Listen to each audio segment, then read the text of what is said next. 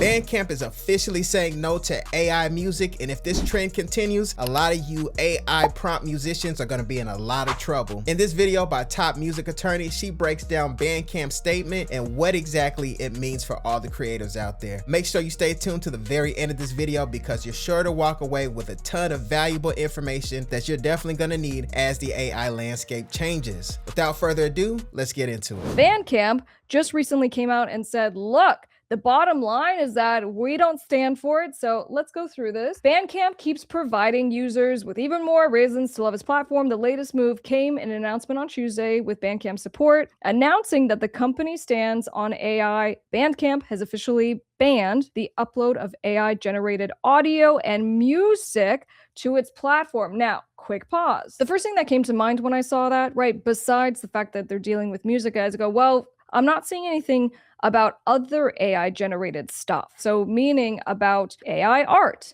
videos. And this is a question that came up with some of our clients that have music platforms where it's like sync licensing or music distribution or whatever. And so when we were working on their terms of service and discussing how this is going to work, one of the questions that came up is like, well, if you're going to have a stance on AI music, what about other AI stuff? All right, so it looks like Bandcamp is drawing their line in the sand. One thing this makes me think of is I'm seeing a wave of AI YouTube video creators, content creators, and people who are just generating music and just using the creative art form just strictly for monetary purposes. There's not really any love behind it. And this is really getting in the way of the true artists, the true creatives, the people out there who pour their heart and soul into the craft of music, content creation, and anything else dealing with the creative art form. This does make me feel a certain kind of way because it feels like they might be more skilled at just getting attention, marketing, things of that nature,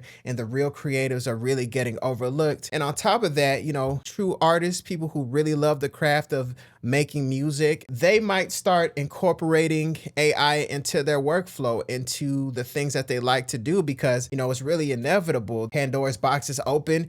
AI is a thing. AI is going to consistently grow and just become a more and more influential part of our everyday lives as people in general. But at the same time, I still see people, especially on these little sections on Reddit, just, you know, bragging about how much money they're making because they made this little cool, you know, YouTube channel, or they're putting music out there, they're making money from it. And it's like, you don't even care about the art form at all. It's just a commodity that you made. So, you know, it's like they say, don't hate the player, hate the game. But, you know, I'm hating. I don't really like that. So shout out to Bandcamp for taking a stance. We'll see how it goes, see if they're going to be able to stand on business, or will this change in the future as, you know, AI becomes bigger and bigger and they may get crushed for a lack of evolution. So, you know, let's go ahead and get back at this video. All right, quote, "We believe the human connection found through music is a vital part of our society and culture, and that music is much more than a product to be consumed," said Bandcamp. Now, as far as Bandcamp just being like, this is about culture, this is a mission statement, we really want to protect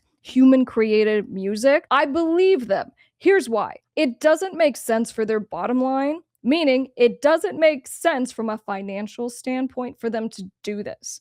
They're cutting off a whole side of the market and users that could be paying and putting their stuff on the platform and all that. So at the end of the day, what we are seeing with some of the businesses, they're all like, no, we're going to get with AI because that's where technology is going. But the truth of the matter is with, for example, all these big settlements that we're seeing with AI companies, it's that ultimately there is a money-making opportunity for, let's say, major record labels. In my opinion, I think that's why we see the movement and the trend that's happening. So this is very interesting. Bandcamp's guideline for generative AI in music and audio aim to instill confidence in fans that the music they find on Bandcamp was created by humans. Music that is generated wholly or in substantial part by AI is not permitted on the platform. All right, so it looks like Bandcamp really is, you know, standing on business. You know, one thing that gets me thinking of, and if you've checked out a few of my other videos on AI, you've heard me mention this before, and that's the creation of a counterculture, an anti-AI fan base, if you will, where people just don't want to consume anything that's AI at all. You know, it's kind of like the food industry. Some people won't go to the,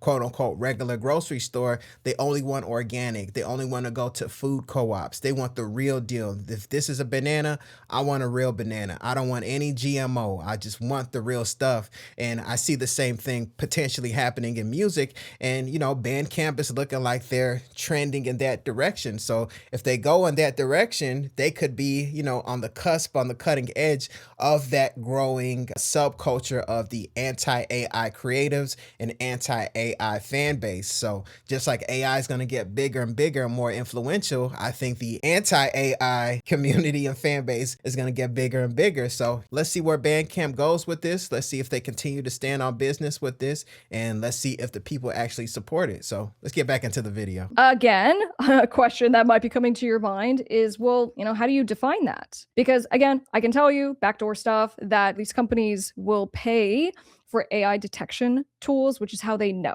That's how music distributors are catching this stuff if they have certain policies around it. So they're using some kind of AI detection software. But what if you used AI for your mixing? What if you used it for the mastering side? Because they do say wholly, so totally or substantially, most of it. Again, back to the, well, what if it was just mastered with AI, right? So that's where this isn't super clear and where there's, of course, going to be gray area. Okay, so yeah, that was an interesting catch by a top music attorney there. What about the more service leaning things like mastering, mixing, things of that nature? Do they have an issue with that? And personally, as a creative, as a producer, as someone who does mixing, I really can't see the fan base and people out there being really offended that AI was used in some degree, some capacity. AI can be used as a utility to help things just get developed quicker and faster. Things like descriptions, organizing content strategies, and things like that. I personally think that fans are going to be more so hesitant on just the creation, the composition side of things, the lyric writing, the composition of the music, the production, the instruments.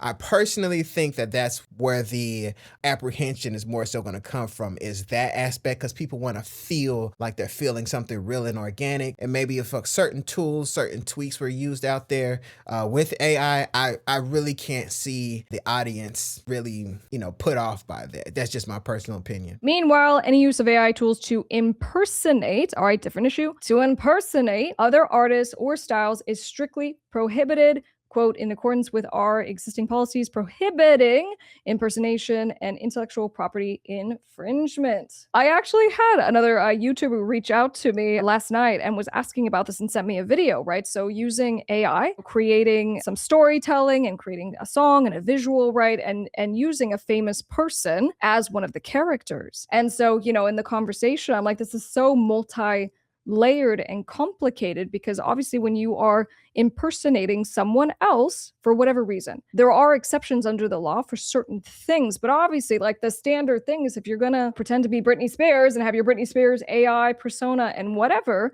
the immediate issue is, well, did she approve that? Assuming that she didn't, you may be violating her publicity rights and that she controls her face. She should be able to know what she's being used and associated with if it's music. But there are things and ways that you can use stuff, right? We talk about with like copyrights and trademarks, and when you're doing parodies, when you're doing fair use. So it gets even more complicated when you are now involving AI. Oh yeah, this is what Bandcamp says. They said, please tattle. If you happen to run across something that is made with AI, use our flagging system, right? So that we can then review the stuff. Okay, so look, on the intent from, Bandcamp, in trying to protect human created music and really cultivating like music as culture, not just a product. I think that's one of the distinctions that we can at least agree on, and just to be like, well, with Spotify has just allowed the flooding. There's very little to stopping it unless Spotify decides to take some kind of position. But in any case, because Spotify seems to be just really focused on it's a product. They want to make more money for their shareholders. Like, they're in the business of business, versus some of these companies like Bandcamp, like Deezer, that are trying to do something. And I think one of the things we talked about was like, why can't there be just separate platforms? It's not necessarily being like anti-AI, it's maybe anti-fusion of these things where there's now consumer confusion issues. All right, so it looks like Bandcamp wants you guys to get out there and start snitching, start tattletelling whenever you find anything that's dealing with AI. And I think a lot of music fans are going to be happy to click that report button and start tattletelling because, if you say you want to have a platform that's for humans, when people start hearing those AI artifacts, I definitely think there's going to be a lot of community policing around AI artists and AI music. Now, when she spoke about the aspect of having two separate platforms, one for AI generated music and one for organic, that's definitely a good point. And I did a reaction video to T.I. T.I. mentioned something like that on his podcast, somewhat similar. He wanted like separate billboards for AI music and organic human created music. So, I think that's definitely a good point. Could we have those two separate platforms, or like maybe even a drop down toggle? Like I want to filter just by AI music and I want to filter just by organic human made music. I think from a fan perspective, from a consumer perspective, I think that will be great. So we can pick and choose what we want to listen to and what we want to consume. And we have just full disclosure on what's happening. But personally, I don't think that monetarily that's gonna mean too much for these big businesses. They just want to generate a profit, they want to make money. If they have to mix in human with AI because you're catching a vibe and you're just listening to a playlist, they don't want you to look at your phone, reach down and exit because there's some type of tag in there saying that this is AI music. They want you to just keep listening so they can keep your attention and generate more money. So that's definitely something I wish would happen. But just from what I'm seeing from these larger companies, I definitely don't see that occurring. But once again, Bandcamp they're making it clear that they're going to have the AI free platform. And I think once again, that's going to help draw the line in the sand between the anti-AI group and the pro-AI group when it comes to music consumption. Bandcamp's trying to accomplish here. They go, we don't want consumer confusion. We want also our users to tattle when they see AI. Fans are already celebrating the move and other social sites, with one fan writing, Bandcamp continues to be the best place to post your music. Absolutely thrilled to hear this, wrote another. Y'all are my favorite way to support artists I love. I'm happy you'll continue to be a place that offers a space unlike other music platforms. Back to my original question. What about AI art? What about videos? Is that a problem? Is that maybe unintentionally encompassed in this? And then also, do we like this, right? So compared to Spotify, compared to YouTube, compared to, of course, now that there are AI platforms that are being designated as this is an only, let's say, AI video platform, and that's what this is gonna be. So really, again, is the solution just that there are separate streams of different types of content, and that way everyone can coexist and do what they want to do and not pretend that the technology is not here and that people enjoy or don't enjoy using it? But what I am seeing is that for artists, it does seem that this is being perceived as a safe harbor. This is a safe harbor platform. It's a way to signal trust for the fans, for people who do care very much whether something in some cases is made with AI. They don't want to feel like they're being tricked. They want it to be clear. And then on the flip side, does this mean AI is dead? Does it mean that there isn't a place for AI prompters and AI music? Well, that's not the case. And we see now, really back to my main point, which is we see now businesses are starting to take a position, whatever that position is. Let me touch on that. All the people celebrating the fact that Bandcamp is taking a strong position on AI, which is definitely commendable. It's one thing to talk about something being grassroots and great for the people and great for humans. And there's another thing for people to actually go out and support it. I've worked with multiple different independent artists, recording artists, either online or out in the Atlanta area. And it's one thing for them to post and people to give a thumbs up and comments and say, this is great, this is amazing, I can't wait to support. But when it comes time to actually supporting with dollars, with real effort, with something that can actually help people feed their families, that's when things start to shrink. That's when things start to go down. And that's where, unfortunately, I've seen multiple dreams die, because the artists are just getting comments and thumbs up and you're so fire, but the people who are doing the same commenting aren't actually putting their money behind it. So guys, if you're out there commenting, if you're out there saying this is great, please go out and support, buy people's albums, buy people's products, you know. BMI, as you guys know, which represents millions of artists here in the United States, came out in support of our class action lawsuits that we filed on behalf of independent music creators, which is amazing. They have linked to our plaintiff sign up form on their website, and we're in discussions with other big organizations just like BMI, because even in this big transition that we are in, it still doesn't make it right when AI companies come and steal tens of millions of songs. All right, guys, so what do you think about Bandcamp and Bandcamp's position? Are you gonna find yourself on there looking for independent recording artists to support? Are you going to put instrumental albums on there as music producers? All my recording artists and songwriters and other creatives who follow this channel, you know, how exactly are you going to support your other creatives when it comes to, you know, this hardline stance against AI? I hope you enjoyed this video. If you did, make sure you hit like and subscribe. My name is Desmond A, and I'll be back with more great videos. Peace. Wait, before you go, make sure you go to DesmondASounds.com, where you can get free FL Studio patcher plugins, free loops, free guides, everything you need to level up your music production. Once again, go to DesmondASounds.com or click the link in the description. Go there now and totally transform your music production.